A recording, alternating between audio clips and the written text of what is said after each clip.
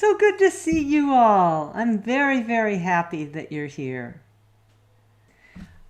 I am Carla Meeske. I am a shamanic healer for animals and people. I have a school of shamanism called SpiritHealer School of Shamanism, and I've been teaching shamanism for 20 more plus years. I began teaching in about the year 2000, something like that, and largely in Chicago with Carol Schultz and her Animal Spirit Network or Animal Healing Network, whatever she called it. In any case, I taught in Chicago a lot, and then as the internet became a thing, I started with teleclasses and then internet classes, and I've been teaching over Zoom or something like it now since the beginning of the whole dang system. So that's who I am. My practice is focused on all things that need help and animals, or animals and all things that need help. So really, I'm an animal shaman at my heart and at my core. And I'm here today to share with you my techniques for doing healing work for animals. I want to do a healing for two animals tonight. A kitty cat named Tia, who I misnamed Mau Mau and is now Mau Mau. And a pair of older dogs. At the end of our session, we're going to work collectively. I'm going to call the power in a strong way and teach you how to do that. And we're going to work collectively to do healing work for all the other animals that we couldn't get to tonight, plus the animals that you want to add into the circle. So that's what we are. This is a mini healing class for animals. And my hidden purpose of this, not so hidden, is to demonstrate to you the techniques you will learn in the Shamanism for Animals intensive program. That's a 12-week course that begins on April 13th, I believe. I have a morning section and an evening section available. Many of you on this call have already taken that course. And I'm here to show you how I do healing work and tell you what techniques I'm doing, so that when you look at the syllabus of that class, you'll say, oh, okay, I can learn that one, I can learn that one, and that's how it all works. All right. So it is not a black box to you, and it's clear to you that you too can learn to do this. So I thank you for coming. I'm seeing a huge number of people coming on. We have 26 so far. Yay! That's how you do it, right? When you're on Zoom, you go like that. Yay! And I'm going to jump back to the gallery view just to see all of your beautiful faces. Oh, I'm so honored that you're here. Thank you. And I get to look over at the other screen, see all the other faces. This class is very, very different from all the other classes I teach, because in my classes, my intensive classes and the classes where we're all interacting, I limit the size. The intensive classes are limited to 8 people, and that way we can really focus. Here in this broadcast style, you just got to go with me. You just got to go with me. Okay, I'm going back to, oh, you can just see spotlight. I'm going to remove the spotlight, and you can look up at the view corner of your screen and be able to see everybody else who's here. So you might have friends that you want to say hi to. If you want to chat while we're going along, you just go ahead. Oh, see Kim says, amazing program. I highly recommend it. Kisses to Kim. If you want to say hi to each other or make a comment, go ahead and put them into chat. And I am going to get started the way that I do, which is to call in the spirits. And hello, Yak. Hello, Edie, Vivian. I am muting people, and I ask you to mute as you come in. Trying to mute people. I'm just going to go here and mute all. You can unmute yourselves to say hello if we need to, but right now, I'm going to call the spirits in.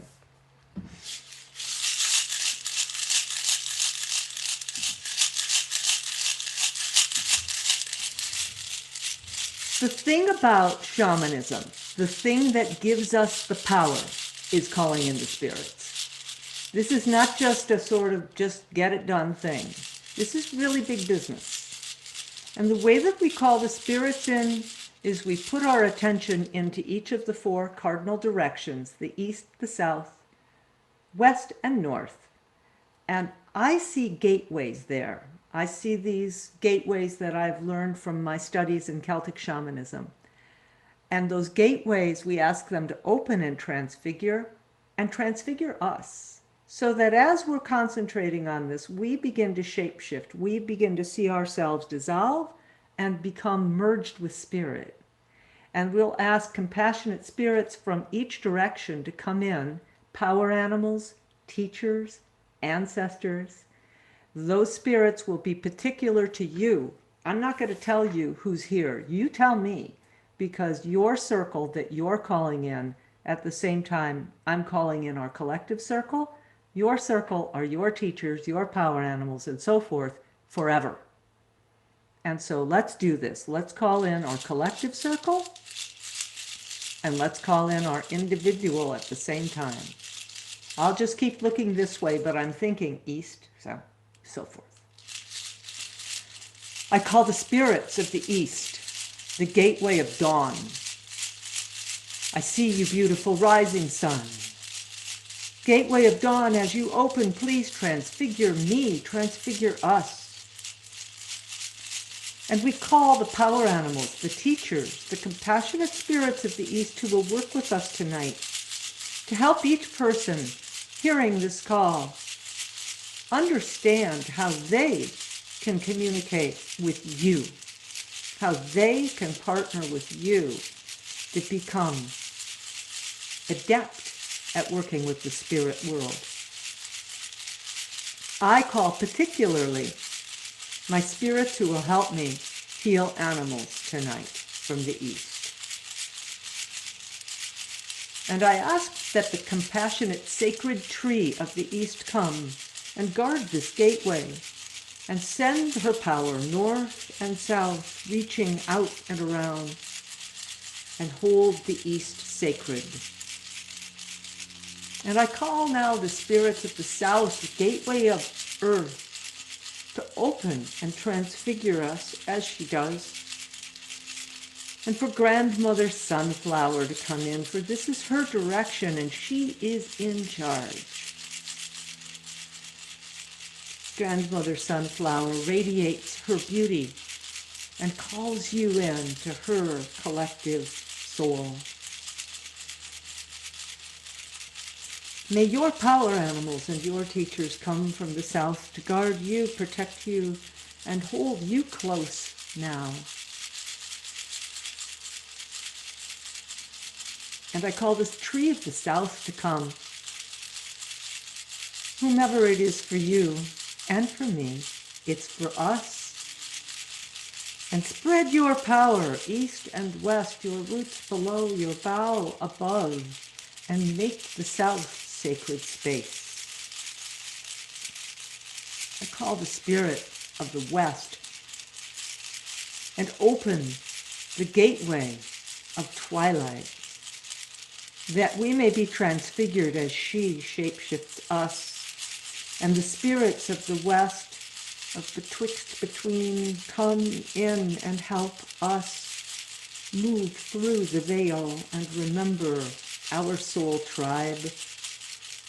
And may the tree of the west come to guard this gateway and merge her power north and south and form the western side. And now to the north we open the gateway of stars, shimmering power, strong, connected to the divinity of our own soul. May the power animals and teachers of the north come, particularly Amber, who is my support teacher with cats. And may the tree of the north come and form the northern gateway, powerfully surrounding us, the trees. holding us in sacred space collectively. Take a look around your circle now and see these trees and power animals and guardians who have come for all of us.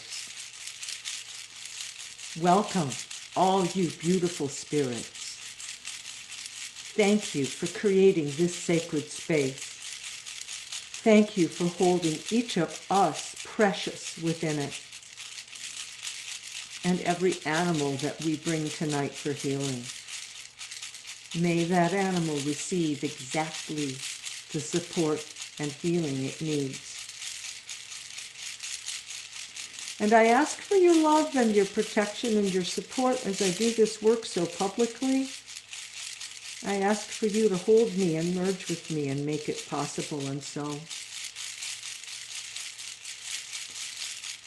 And finally, I call my sacred tree and your sacred trees to come and merge with you in the center. Our feet reach down to be the roots, merged into the heart of the Mother Earth. Our leaves reach up and collect the power of the starlight, the divine perfection of us, and bring it in. And connected to our power animals and teachers, we are whole and we are one. As above, so There we go. below, as Good boy. within, so Okay. without. Ah, all right. Thank you. That's how I'm doing call-in. Call-in has evolved a lot over the years, and I'm finding that calling in this way shapeshifts me, and it puts me really strongly in presence of spirit, and it makes it possible for me to be both myself and connected to the entire sacred space. The other thing about this call-in is that when we're calling in the sacred tree, that is our portal, that is our grounding spot in non-ordinary reality, when we're calling that tree in to be present with us, the space we are in becomes sacred, and we can communicate with animals right there and know that we're holding our place, holding our ground, being with the spirits who we need to be with. Y'all said, please help my animal, and I had quite a few animals that were requested. And it was, I decided there's absolutely no way I'm picking anybody. Me? No. So I brought out the trusty egg. Can you see that? There it is. This alabaster egg has served me beautifully and beautifully well. I took all the names of the animals, I wrote them out on a piece of paper, you know, like that, and I asked Grandmother Sunflower, pick the first one, and I span it, and it landed on Tia, who I renamed Mau Mau. So let me call up Tia here. Here we have, this is, oh, I didn't share screen. I've got to share screen if you're going to see it, right? Photos unknown. Okay. This is Mau Mau. Her real name is Tia, but Mom didn't tell me that in the description. She just said that what the concerns were. And then I asked, oh my God, I've never seen anything that exotic. And she said the cat is an Egyptian Mau. So Tia became Mau Mau. And I want to, well,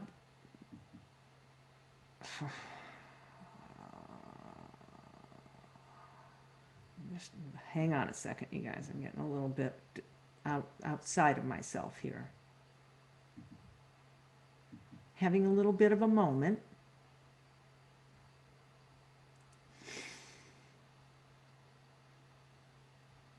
Okay, Jen, would you do me a favor, please, and unmute and tell us just a tiny bit about Tia and what it is that you are seeking here? And I'm going to turn off my... Jen, are you here? Yeah, there you are.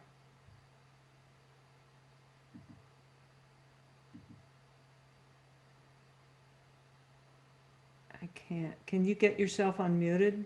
Oh, she doesn't have a sound on. Jen doesn't have sound. All right, I'm just going to read her email. And she writes,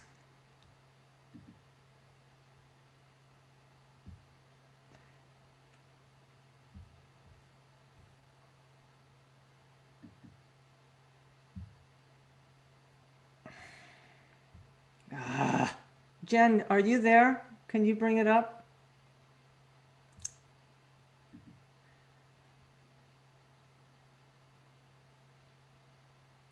No, she's not there. This is... Yes. Oh, good. Thank you. I'm here. Can you please speak to Tia and what it is that you'd like us to help you with tonight? She's really stressed from where we've been living. We've been under a lot of noise from an above neighbor for about a year now, where there's a lot of pounding, and she had started feeling really stressed and had problems emptying her bladder and got some colitis. So I finally have sold, and we're in a crazy market up here in BC. So I'm looking for a new home. So it's, I guess, helping like the physical issues she's having and to release the stress. And I know she'll be anxious when we move to a new place, and I don't know where that's going to be.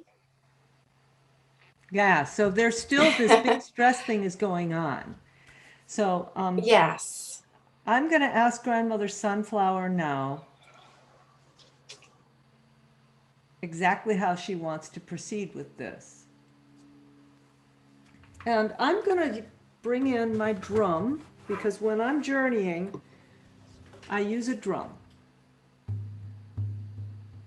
But I'm going to keep it super low so that it's not interfering with the voice. And I'm going to actually drop it down at my legs so that it's just low and soft. We're bringing the circle back together, and I'm centering myself into it. The first thing I do is reconnect with my tree and notice the spirits on the directions, and ask the spirits who will be instrumental in helping Tia and Jen come in.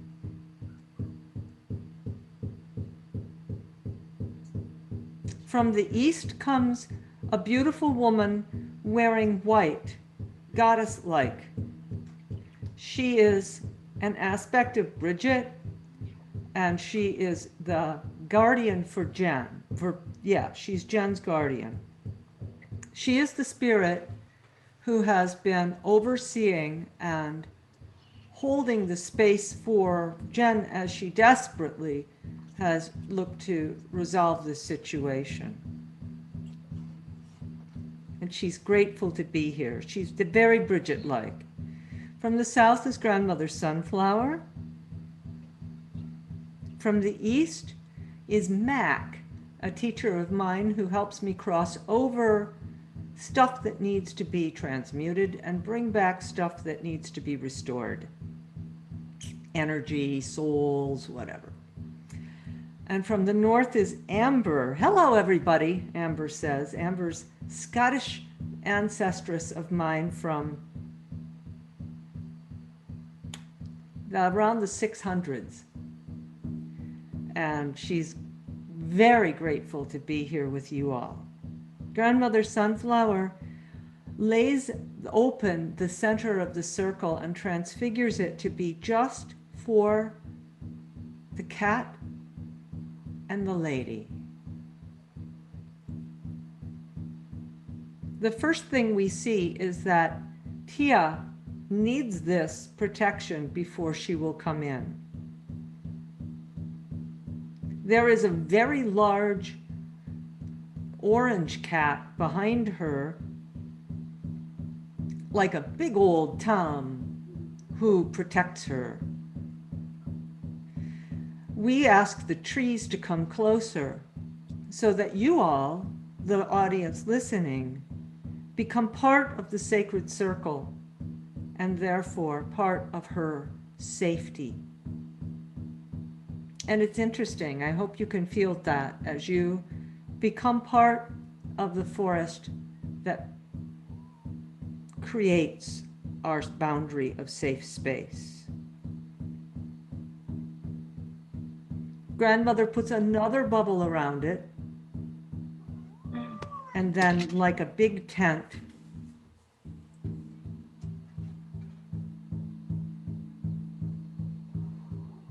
and we're in. Hi, Jen. Good to see you. Hi. Okay, Tia. We have good news, dear. She looks at me. The first thing I do after I have set the sacred space is check in with the animal to make sure that I can connect with them. And her eyes, of course, are a window, but there's more to it. Her heart has an energy that reaches outward. She feels outward with her heart like an octopus uses tentacles. It's crazy. And she's learned how to use her heart shield to pull a shield up over herself, because it's not just the noise from the neighbors. It's the quality of their interactions. It's their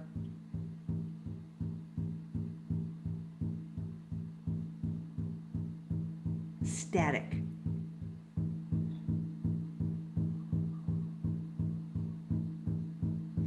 Grandmother says we have 3 things to do today with this. 1, remove any intrusions from, I'm going to call her Mau Mau, from Tia, from Mau Mau, so that she can relax. Remove the stored energy of stress out of her tissue and do healing work on her whole urinary tract. 1. 2, we look at her. Would you like that? Yes. Yes. The other thing we're going to do is align Jen with the lady so that Jen's pathway to her new home with none of this is facilitated. Oh, you know who she is? She is an aspect of Kuan Yin. And Kuan Yin is famous for helping people with housing, selling houses, finding houses. Thank you. That's Carla. And so now, are you ready, little kitty? She puts her head out like that, yes. I put my hand on her head and offer her the power of the tree, the water, the connected flow. And I feel for where she has intrusions. Her heart chakra has very much blocked. So we're just asking that to dissolve, and I ask the power animal who will do this. Come through me now. I've been working lately with this fabulous long-eared rabbit. It's an Arizona jackrabbit, new power animal for me. He merges into me, and he uses his front teeth to find the little places. They look like calcification in the tissue. They're white chunks that need to be removed. These are intrusions. They're energetic aspects of the problem, whatever the problem is.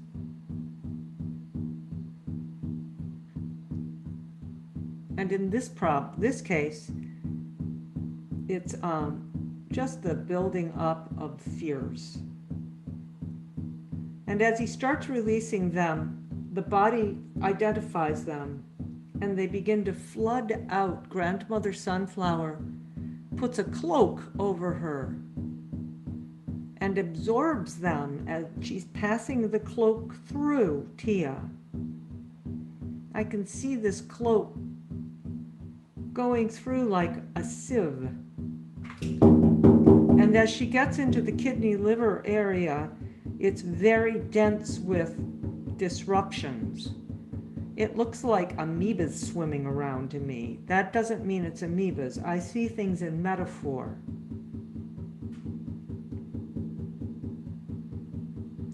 Grandmother says it does mean it's alive, and we are dealing with the balancing of her immune system against a pathogen. Okay. That's information. It is not diagnosis. It doesn't say what the pathogen is or anything like that, but it's enough for us to do something about it, which is our whole job, to do something about what we find. She has these new sponges. She's very proud of them. They were a gift. We don't know from whom. Spirits have their own lives. But the sponges are fabulous at absorbing this kind of stuff, and she puts them into the abdomen of Mau Tia, and they begin to absorb the junk. She does not squeeze these sponges out. That's not what you do. You put them in the bowl, and then you take the bowl and transmute all of them. So that she has an infinite number of these sponges, and she places them into the body. They get filled. She puts them in the bowl.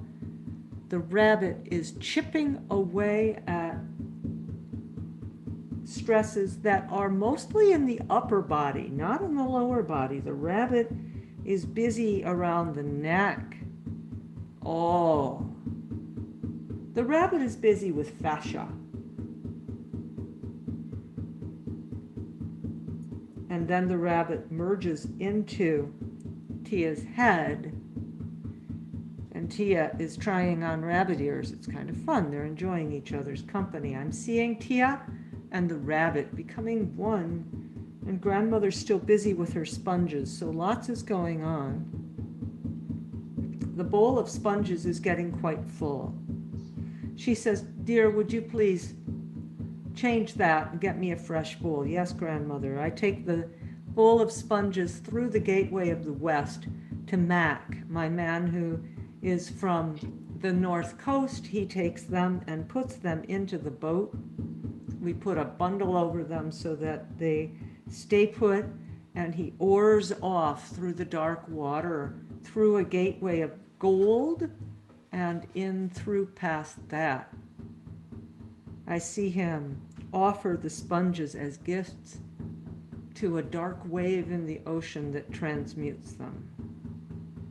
I bring a fresh bowl back to grandmother, and she's got like 40 sponges. She just fills it up.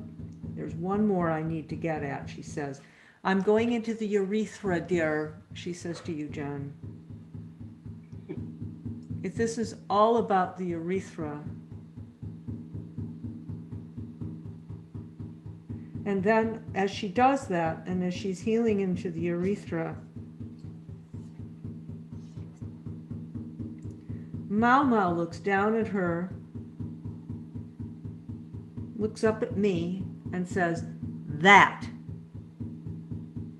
And she points to the southwest or southeast, which for me is the direction where I see where trouble has come from. So if there's been trouble, energetic interference in somebody's life, I see that story often coming in from the southeast. It's just the way my sacred wheel works. Yours could be very different.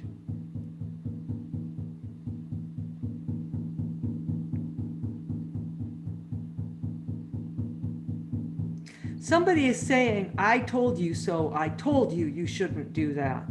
There's a scolding of severe nature. And I'm seeing Jen transfiguring it. No way absorbing it, no way taking on. It's directed at her, but she's not buying that. And she uses her beautiful energetic power to transfigure and transmute it. And Tia says, "You missed a little piece, Mom." And she shows where.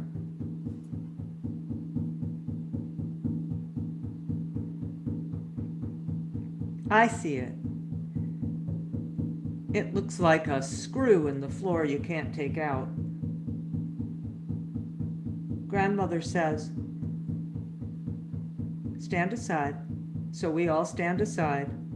We're seeing the intractable intrusion.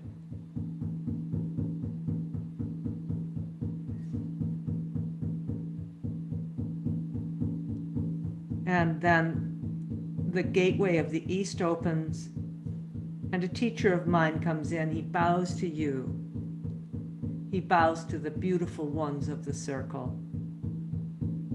He asks you to lend your power to him, to give him the strength to lift this out and transmute it. And I see you praying to him, giving him the power. And he takes that and he goes, "He's got it." And it becomes nothing.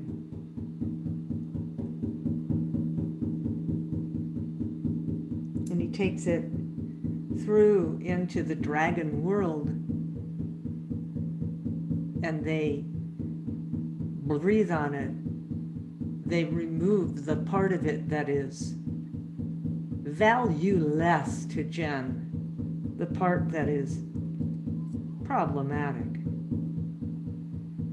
And they restore the part of it that is beneficial and part of her truth. They make that into a diamond, and the man comes back with the diamond, gets onto a knee, and presents it to Jen. And Tia goes, "Just like that. That's how you take it." She commands Jen to take it that way. Jen, you say, "Does this mean we're getting married?" And he says, he gets this look in his eye, "Maybe someday, honey, maybe someday." But the diamond goes into your heart. It's so funny.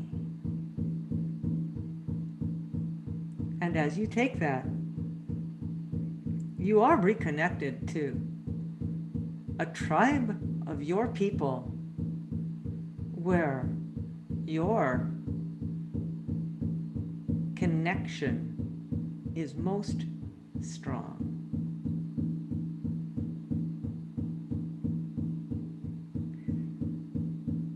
My teacher bows and thanks you for the honor and honors all of you for helping. It takes a village.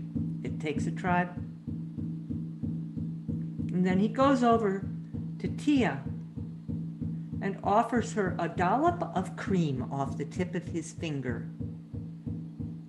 She says, "I don't normally do that, you know, with the colitis, but..." And it's got medicines in it.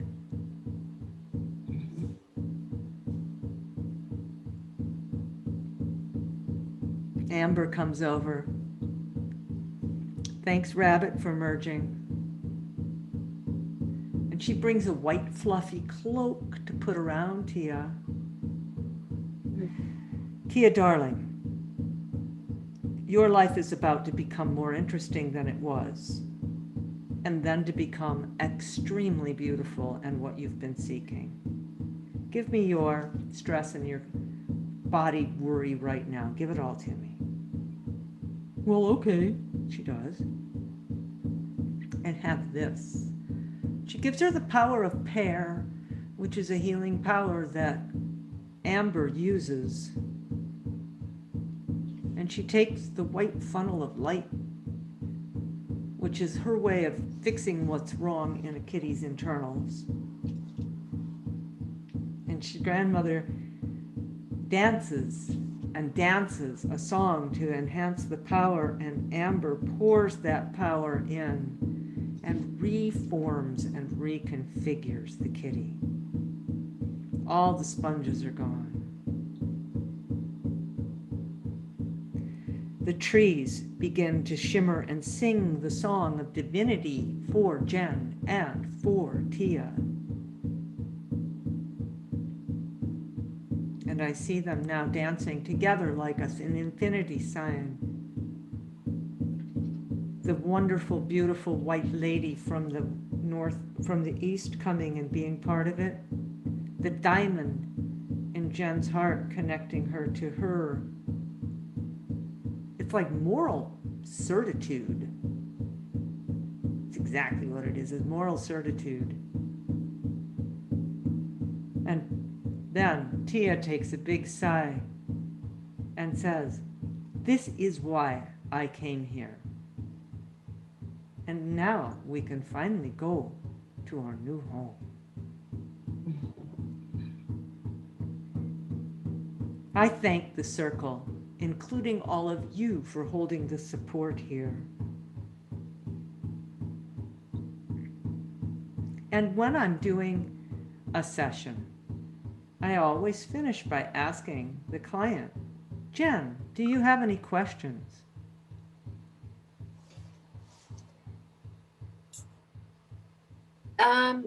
Are there any remedies or anything, medicines I can give Tia to support her? There probably are, but less is more. Connected flow would be your best remedy that we can give you, and that would be the best approach that I can share. Okay, thank you. Yeah.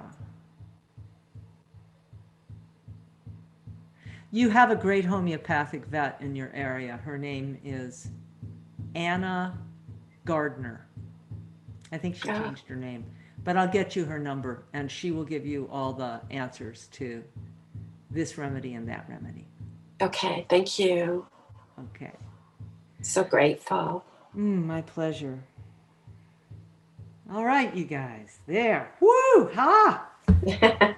So let's see if you guys have any questions about how that just went down. I'm going to recap for you first, so because it might have been kind of, there I am. It might have been kind of hard to follow. My sessions have they're non-linear, but they have order.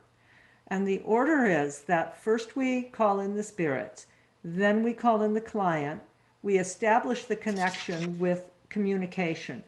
And in a healing session, that may be a minor communication. In a, I want to know all about this, that, and the other session, an animal communication session, that can be quite extensive.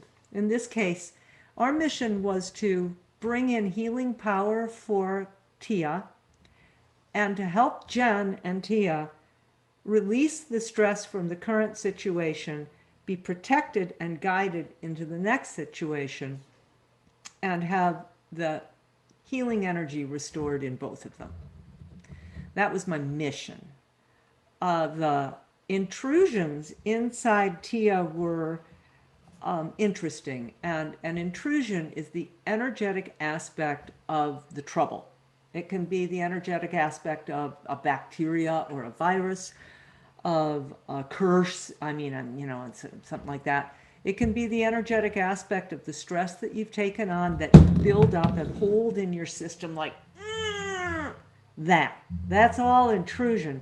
And the spirits release that intrusion, they take it away, they transmute it so that it no longer can create harm to you or anybody else, or your animal or anybody else. And then they infuse with power to restore the harmony and the balance. So Grandmother Sunflower uses these cool sponges to suck the intrusions up, and then she carefully plunks them onto a dish. And those dishes are taken out into the ocean, and Mac, who does this work, serves them to the ocean and transmutes them. The healing power that came in was multifold, but the part that I'm recalling most strongly was Amber putting in the white light power from her healing thing. It's like this thing. the wrapping of the white around Tia and the connection of Tia and Jen to their teacher, who brings them into a web of connection to guide them, and for Jen, the power of the diamond in her heart. So another level of intrusion that we addressed there was that Tia showed us a stressor that had come in for Jen, that Jen had done a really great job of fixing, except this one piece that got lodged. Sound like life, you guys? You know, I'm so good at, but that little tiny dang thing got stuck in there. So you guys collectively helped the spirit who dislodged that, who is very, he's like, this man is a she, he's a fairy being.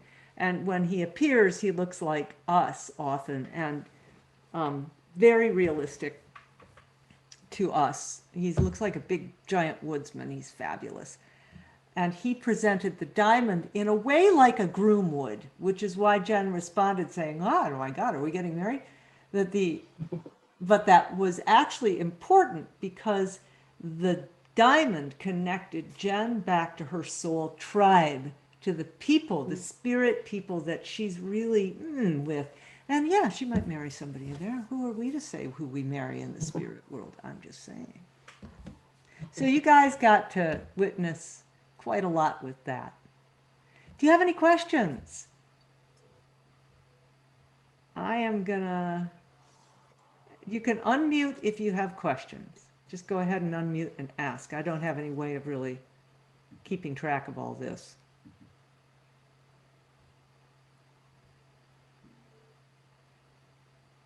Carla, it's Kim. It was interesting to me that you brought both the client and the cat into your healing circle. I've always kept the two very separately. If I'm working with if my goal is to heal the cat, I bring just the cat in. If I want to bring something back to the human, I'll send my spirit guides back to the human. But I guess part of my training was like, keep those energies separate. And you handled both of them in the circle together.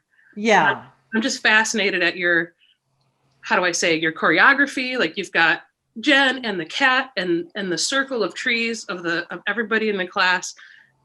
And it's just amazing how you can control the circus of everybody's presence. Well, here's the thing. We're a web. I mean, we are.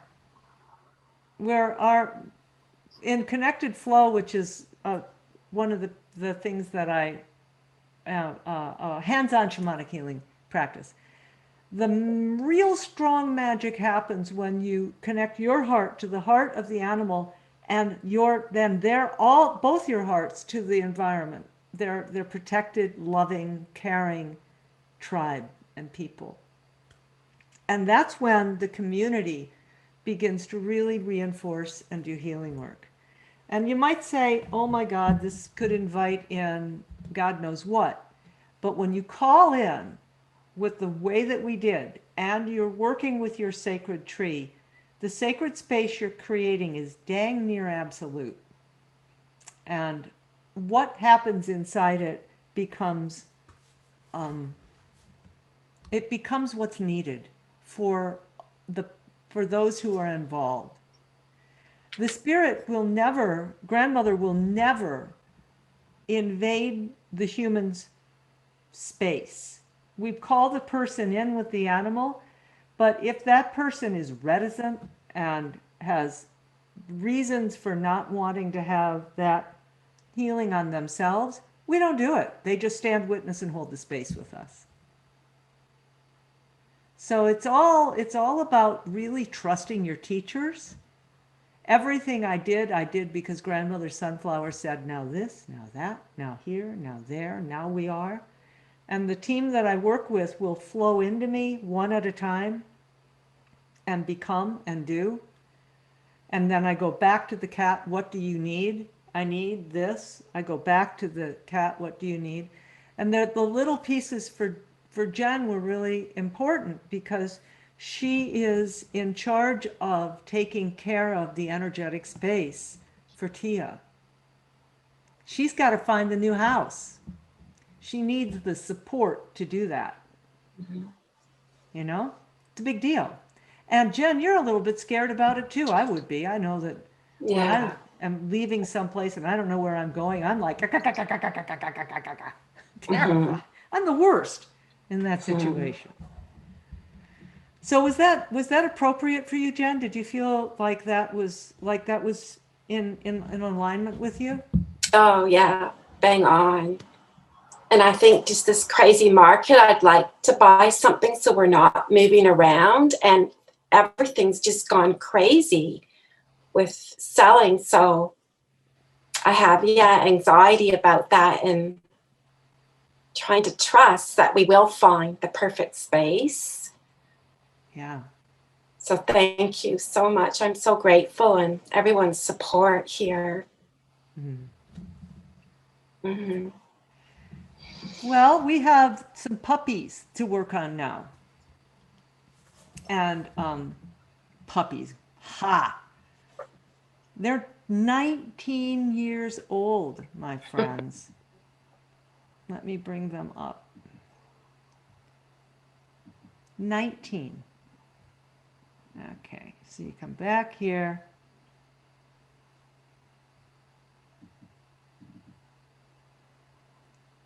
And don't you love it? Okay. This is Margaret, right?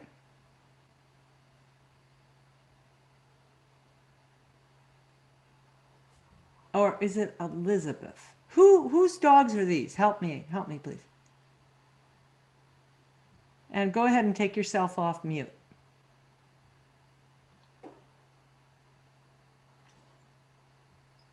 I'm gonna have to stop share for a second.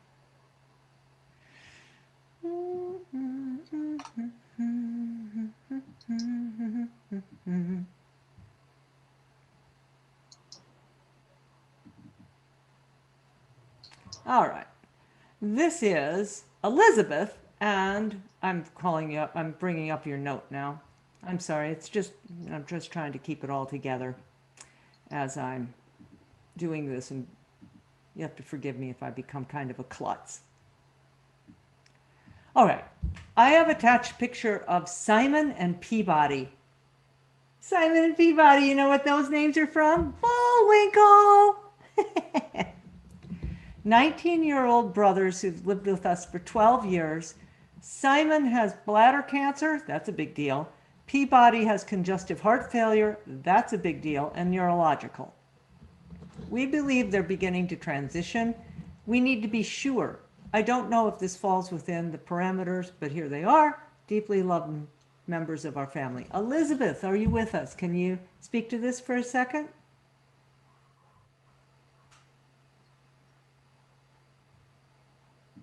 No. All right. I'm just going to go then. In this situation, when I have clients brought in that are this much clearly getting ready to transition because they're 19 and they both have all these problems, my job is to get them prepared to transition and introduce them to the spirit tribe that they're going to cross over to and make sure everything goes smoothly. So that's what we're going to do. On the healing aspect of it, everybody needs healing. Everybody can feel better. And so I'm going to call them into the sacred circle and ask Grandmother Sunflower to do whatever healing they need so that they're comfortable right now. So they're comfortable.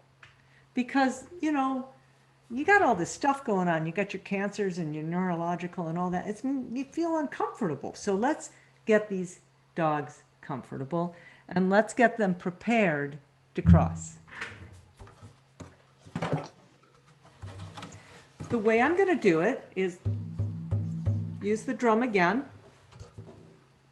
And I'm going to open the circle again, remembering it, and ask Grandmother to completely clear the space so that all of that with Jen and Tia is gone. And I see you shimmering and cheering for new power. And I ask you all, the circle, please to call your power animals and your compassionate teachers who will lend power to help these puppies. The man who helps me with dogs, his name is Scotty. He's Scottish. I have Scottish ancestors, as you can see. And he is a dog genius. Says, I don't know about that, but I am very helpful in helping dogs find where they belong when they leave from here and go to there. I am a master of ceremonies of the crossing of dogs, and I'm here at your service, Carla. Thank you so much.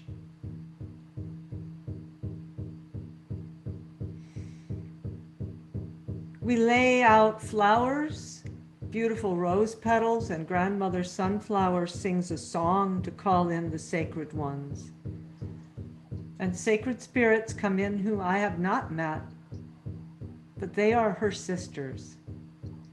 And they create a beautiful, kind of like floating sphere.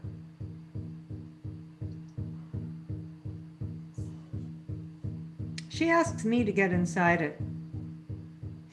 And I do, and I go with her. I go with this sphere through a portal into a place where these dogs came from before they came into the home, into Elizabeth's home.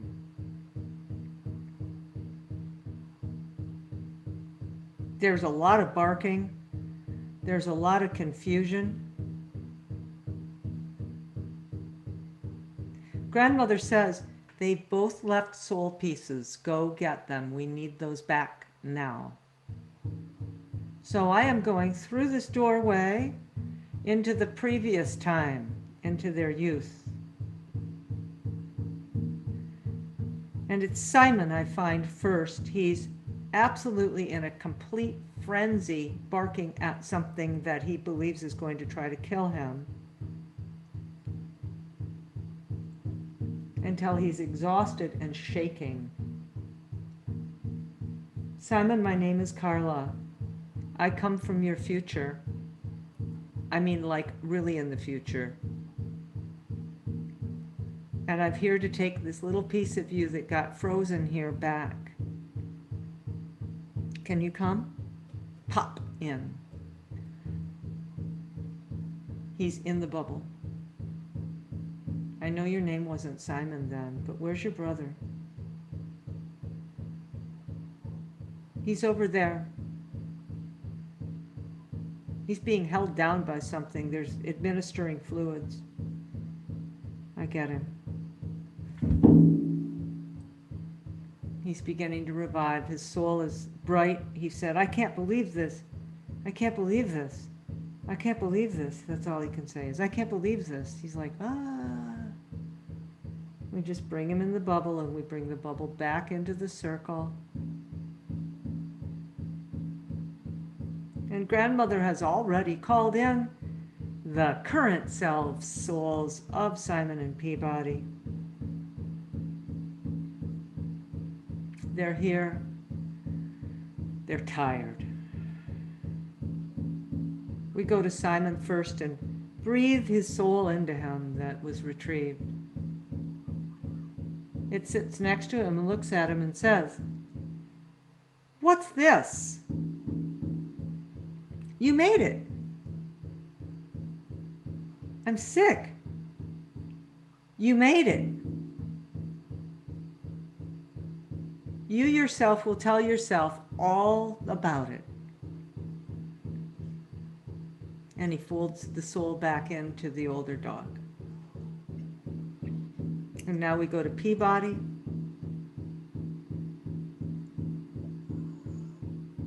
And Peabody just loves it. He just comes in and folds in. I can't remember which dog has which ailment. Grandmother says it doesn't matter. If I were doing a deep, long healing, I'd find out. But we're trying to demonstrate here the most important piece of this, which is to help these dogs get ready to go running off to the other side. And so we raise our rattle. grandmother and I, and we call the song of the spirit tribe of Simon and Peabody.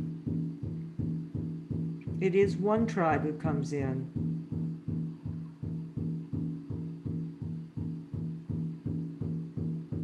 There's always an Afghan in the dog tribe. When I call in the dog tribe of a dog, an Afghan always comes in.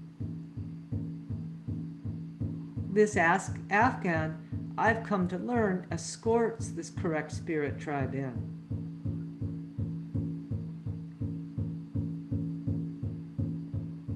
And a lot of other dogs are with them, but then they step apart, and this regal family of dogs that look like this, I don't know what this breed is, but the dogs that look like this come in.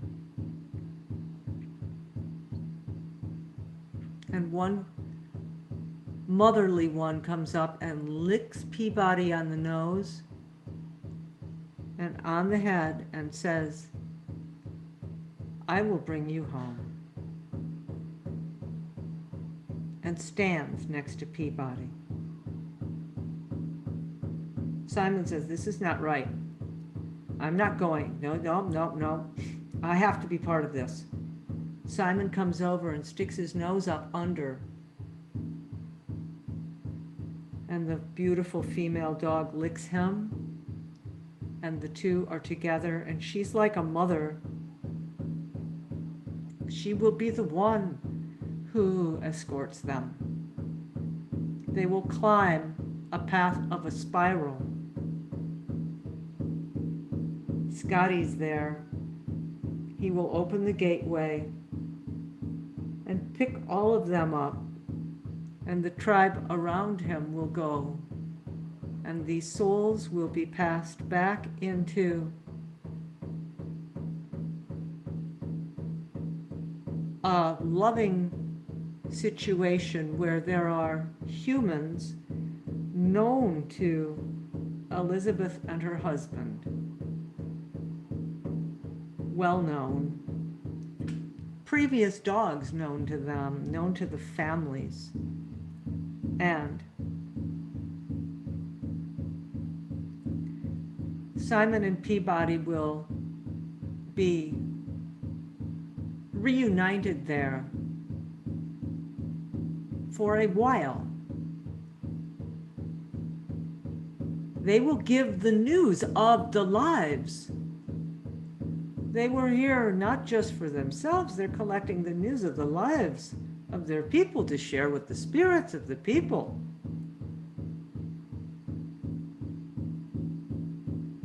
And then when that passed along, and they have been blessed for jobs well done, they will move through to the gateway of all the doggies from whom they were born and the spirit tribe of their pack. And the mama dog will nurse them and bring them back into spirit form. And Scotty says, "I promise you I will oversee this."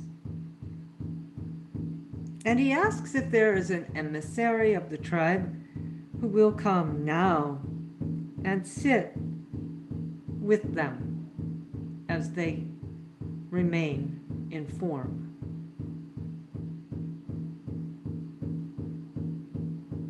The mother dog sends a previously passed brother. "You go." He goes. He comes in and reminds them of what it was like to be litter mates together. And here we are back down now in the sacred circle with Peabody and Simon, their soul parts now reinstated, and a litter mate with them who's already on the other side, ready to help support them through it all.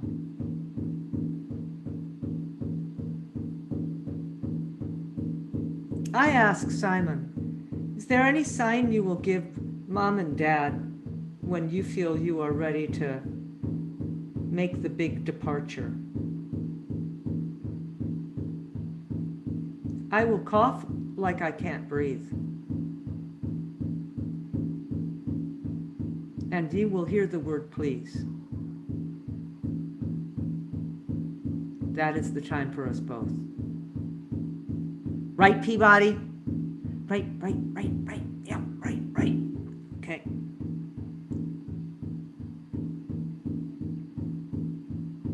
I ask now for the spirits to give healing power to these dogs, that their remaining time be comfortable and that the people be soothed.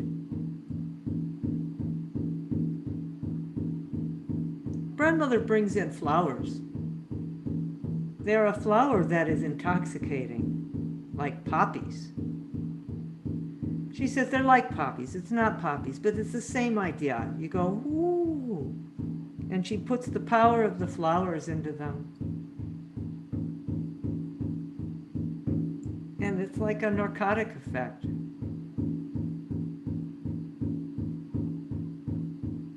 Peabody says, do you like that, Simon? I like it. Do you like it, Peabody? I like it. Good. Funny. Crack me up. Grandmother says we have this. We thank the spirits. And I come back. Oh, man. I wouldn't have come back except here we are and we only have so much time. That was crazy. Those dogs are so much fun. Oh, Elizabeth, are you here? Can you speak to it? There you are. I see you now. You can take yourself off mute.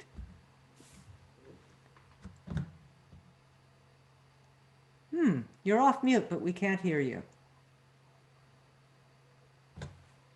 No say. Does anybody have questions? I'll open the chat. Maybe people are chatting at me. Chat. If you have a question, go ahead and chat it in. Let's do it that way.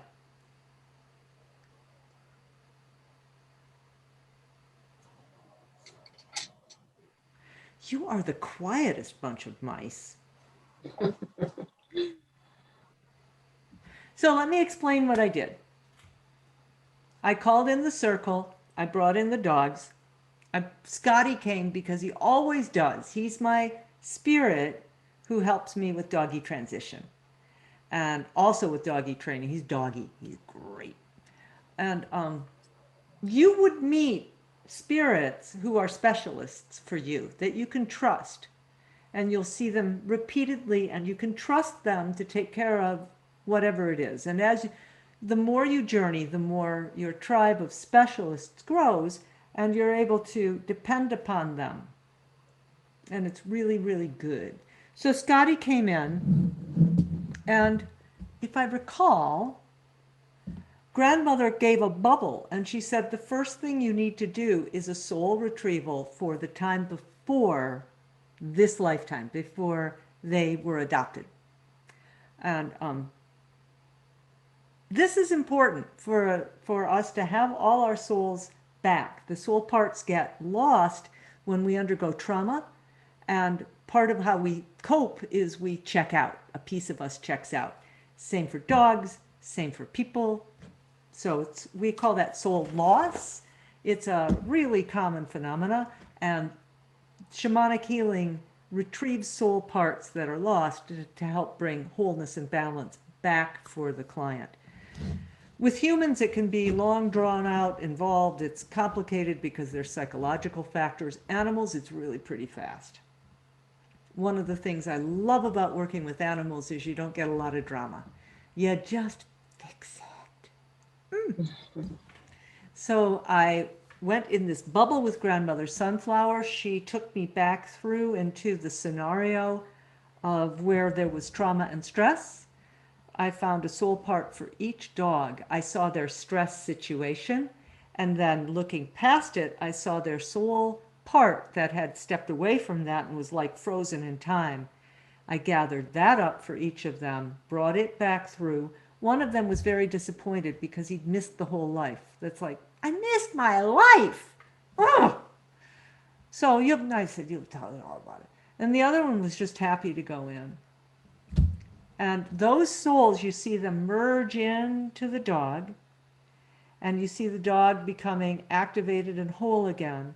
And then I stepped into the next step, which is calling in the spirit tribe that the dog came from and to which they will return when they go to the other side.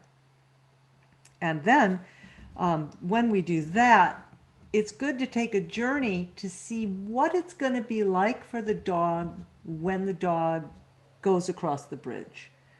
This prepares the person, it prepares the dog, and it takes out the uncertainties. It makes it feel really safe to go.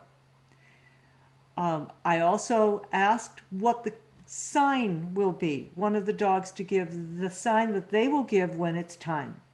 And the sign was from, I can't remember which dog, but it was a clear sign of congestive heart failure, and that please coming out of the cough, that wheeze please, and that a knowing.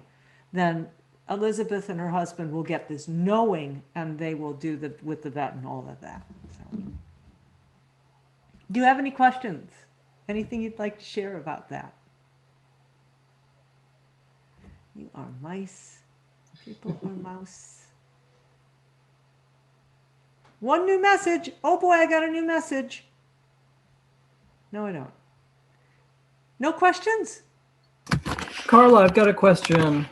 Yay, a question! Carla, first of all, thank you so much for doing this. You're so eloquent, and so this is fun. This is really Thank you, fun. Jan. So I've got the question I have. I've got animals in my life. I haven't had animals for quite a while, but I'm surprised at how many animals, when it comes close to that time of death, they need to be put down. They hang on. Can you say something about that? Does this process like help them transition? Animals seem to have a hard time transitioning. I see it. I see all the circumstances. I see circumstances where dogs or pets are hanging on because the person can't let go. I'm seeing situations where the dog or the pet is hanging on because they can't let go. They love it so much they don't want to leave. I see situations where the body, the organic body, is fighting. You know, the will to live, the form, structure, will to live is stronger than the soul's desire to get out of Dodge. And then, so the soul has a hard time getting the body to let go. I really see it all. And some animals have the capability of just leaving, monk-like, you know. And given circumstances, given the chance, perhaps in the wild, the animal can put themselves into a situation where that's facilitated for them by a hawk or, you know, a lion or something. Some animals facilitate it, urban animals will facilitate it by running in front of a car. You know, it's awful. But for the most part, I think that our domestic animals end up in the same dilemma that we end up in. And the difference is that we don't have, with humans, we don't have, well, you guys do in Oregon, but we don't have euthanasia. Oregon does, because Oregon gets it. But the rest of the country doesn't have that. Doesn't have that. So I don't know. I hope that answered it. No, thank you. Thank you. That was good. I mean, I wish it were simple, but it's not. Every single case is different. What I do know is that when you journey with them into what they'll go to, just like when we are doing a death and dying class and we journey into our own death, that's huge. That is one of the most profound shamanic initiations, is journeying into your own death. And it makes you ask the question, why should I stay here? What are my choices? What are my reasons for staying here? And it helps you become determined to do your best because you get to be alive. You know, it changes the story from, what am I here to?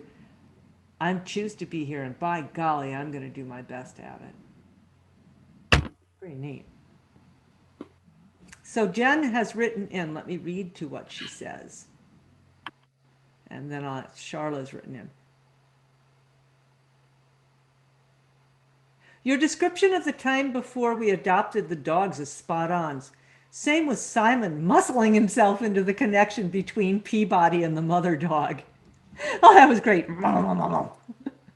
That is something Simon would definitely do. I wish I didn't have sound issues. I'd love to talk about this with you. I wish you did too. Oh. And Barbara writes, I don't have a question, but having gone through such similar journey with Carla, with my dog Holly, who left in 2018. And we have a video of Holly on the YouTube channel because it was so flipping amazing. I made this whole video out of it. I found this comforting and teary at the same time, but so supportive. I hope it helps this family as much as we were helped. Thank you, Barbara. And Charla, I want to sign up for the class earlier, but I want to ask you, since I haven't been journeying regularly, if it would be beneficial for me to take both 1 and 2. I'm going to answer a broader question to that with the bonus. You know, the big thing now in selling, in telling people about workshops is you have this free thing, intro thing, and then you say, for a limited time, only for you, because you're on this call, you get blah, blah, blah. I hate that. I just hate that. I price my workshops at a rate that's fair, and that is fair for me and fair for you. And I don't discount and screw around with that. But I do want to do this because it helps for everybody coming in to be really ready to go. If you register for the workshop, when you register for the workshop, I am going to be inviting you to join a 2-hour sacred tree introduction training. So to give you that experience in the live class in order to be solid with your journeying skills and with your spirits. What happens if you don't collect and heal the soul pieces? That happens up at the first gateway. There's this in-between sort of strata. And in this case, for these dogs, it was the family of Elizabeth and her husband coming and bringing in the welcoming party. There's usually angels involved in that, and they go back through the life, and they all that does happen. And it gives a soul a chance to recollect. Sometimes soul parts don't come back. Sometimes things don't go as beautifully as they want. There's a reason. There's karma and drama. But we try to reduce it as much as possible. So I'll talk to you. Charla, you and I can discuss about the 1 and 2 problem question directly. Because Charla's been through the course before. So you know. All right. We are going to move on to probably the most important piece of this, which is I need you to all be with your power animals, your teachers, and your trees so we can collectively do healing on all of the other animals, which I'm going to share screen again. The photos unknown. These are the animals who were sent to me as potential clients. I'd love to remember all their names. I know this is Bernie's Jasper. God, is that cute. And what about this little Labradoodle? Oh my God, are you kidding? This is a sweet little animal who was just rescued. How about that cat? You want to take that cat home? I'm just saying. And that. Oh, I love kitties. You know, I've got a real soft spot for kitties. I love doggies too. I just love them all. All these animals we're putting into the center of the circle.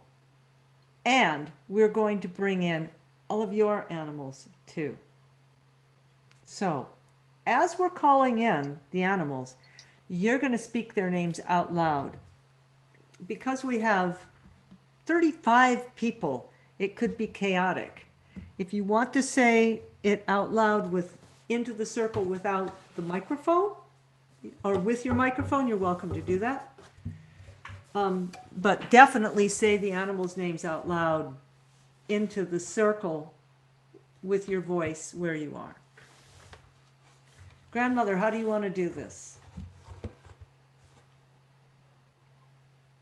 First of all, she says, I'm so excited.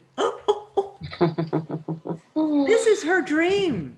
This is grandmother's dream. And Jan is all about the trees. Jan is a member of the Fairy Congress. We're old friends from that. The Fairy Congress, the Fairy and Human Relations Congress, please look it up, is all about Celtic work with the trees, fairy work, organic work with spirit. And my work has become very tree-centric. And so with that, please remember the tree that you connected with at the beginning of this circle. And reconnect with that tree now.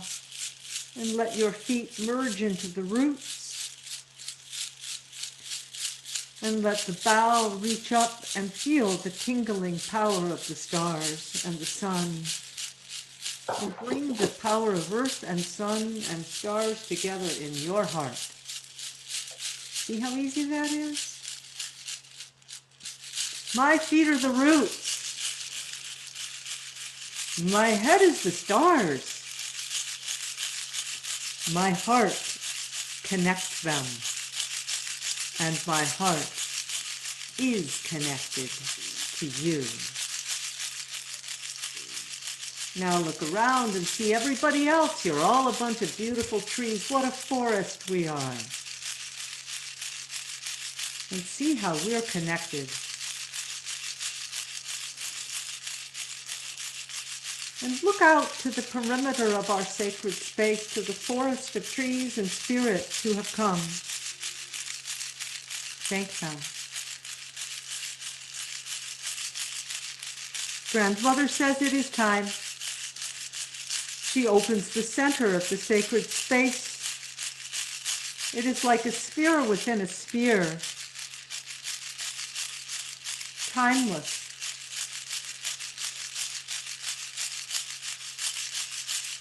We call the compassionate spirits to come, who will lend their power to heal all these animals. And in the center, she asked you to see something that contains the vortex of the power, the nexus of the power. It may be a crystal, a fire, a bowl of water, just a shimmering plasma ball. It may be whatever they say. The spirits tell you the image is yours, but it is the nexus of this power. And around it now spreads the container for all the animals we're going to be healing, that they may join now into the center, connected to this power source. I call in all those gorgeous little critters you saw.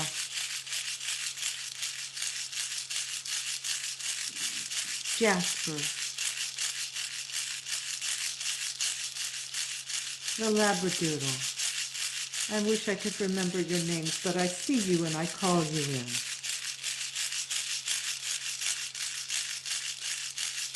And I hear you calling in all your companions. The circle is filling hugely. Somebody just brought in the whole herd of horses from Bend. Oh yeah, that's what we're saying.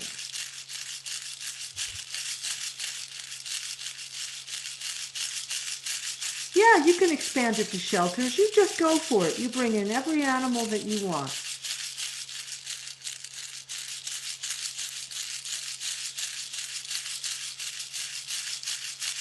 Compassionate spirits who have come, we ask you to call now the largest, strongest power that you connect with to heal these animals exactly as they need right now.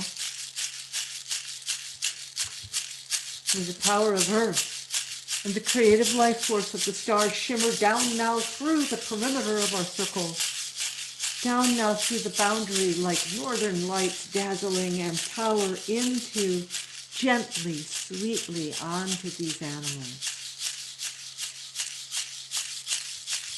And may the circles beyond this circle come and see our brightness and lend their power too. And the circles beyond those, please come. Yes, you may put yourself into the center of the circle.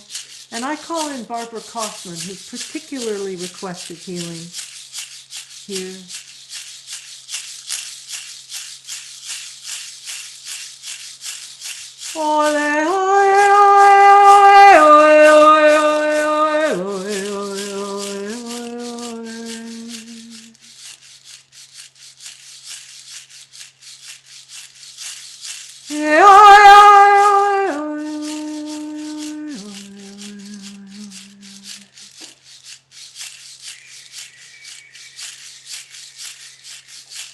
We ask for a miracle for each of these animals, that they be restored with divine perfection, that their hearts be healed, their wounds be healed, their souls be intact, and their joy reinstated, that their paths be divine, and that all that they are connected to, all their friends, all their heart connection, receive this healing too, that it may go outward as the web.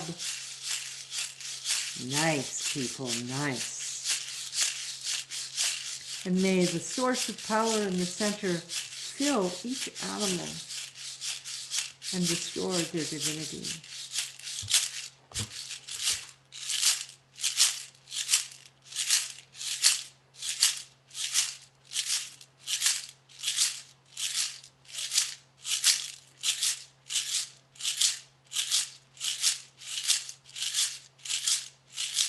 There's a song I'll sing. It's kind of dirgy, but it has the right words. I am a circle, I am healing you. You are a circle, you are healing me. United we are one. United be as one. Go ahead and bring that power source over you and receive exactly what you need right now at this time. And then gather up your puppy, your kitty, your horsey, your duck, your rabbit, your friend. Your weights.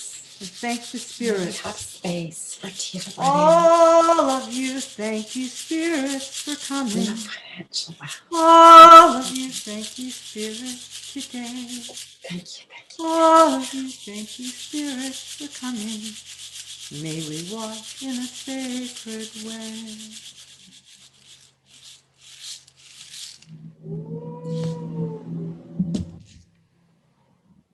Ah, how are you doing, my friends?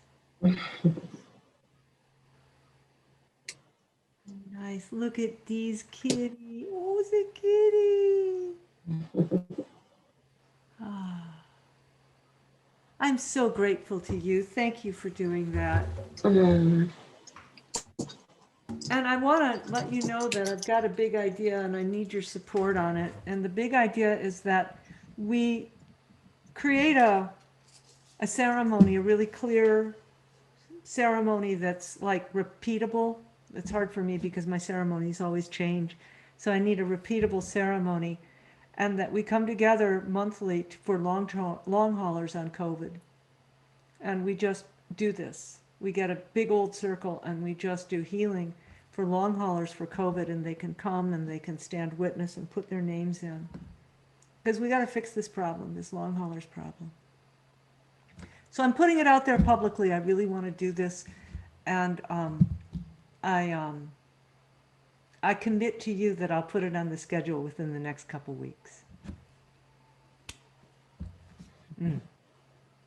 So, any questions?